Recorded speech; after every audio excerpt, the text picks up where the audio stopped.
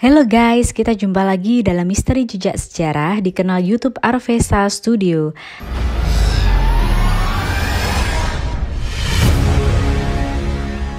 Radio bagi kamu tentunya tidak asing lagi. Radio banyak menemani kamu ketika di rumah atau bahkan ketika perjalananmu di mobil. Di era digital ini pun, radio mampu bermigrasi dengan dunia digital dengan siaran streaming yang kamu dapatkan di kanal YouTube. Tentunya, kamu pernah mendengar bahwa radio merupakan ujung tombak informasi ketika masa kemerdekaan Indonesia.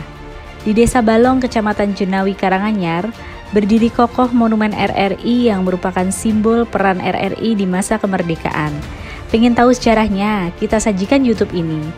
Sebelum kamu nonton, klik like, subscribe, komentarmu, dan jangan lupa nyalakan notifikasimu.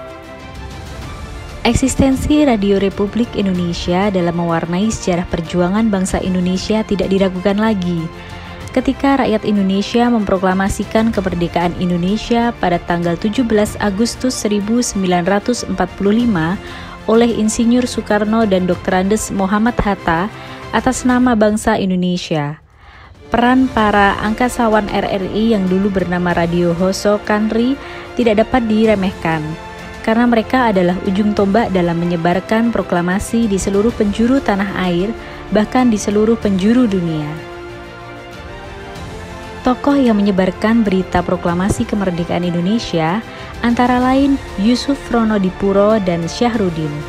Pada tanggal 17 Agustus 1945 pukul 18.30, wartawan Domei yang sekarang bernama Kantor Berita Antara berhasil memasuki ruang siaran Radio Hoso Kanri yang sekarang bernama Radio Republik Indonesia atau RRI. Tepat pada pukul 19, teks proklamasi berhasil disiarkan.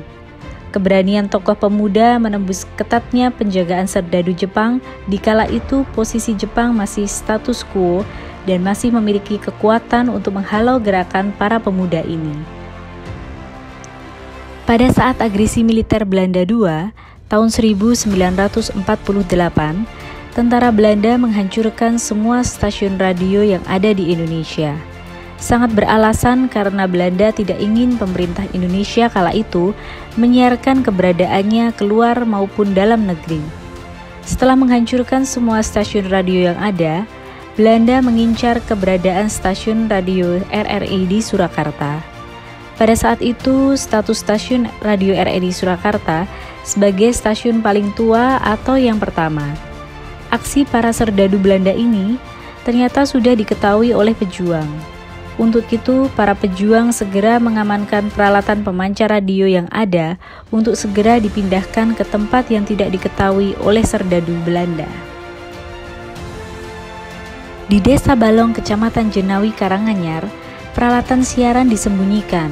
Di bekas kandang kambing digunakan sebagai tempat siaran, digunakan sebagai stasiun radio darurat yang kemudian dikenal dengan Radio Kambing, untuk menyiarkan berbagai berita tentang perjuangan kemerdekaan Indonesia.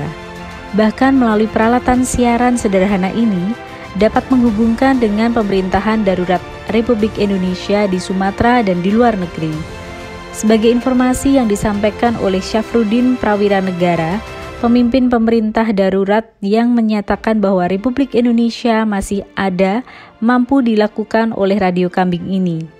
Nah, itulah sekilas kisah misteri jejak sejarah tentang Monumen RRI di Desa Balong, Kecamatan Jenawi.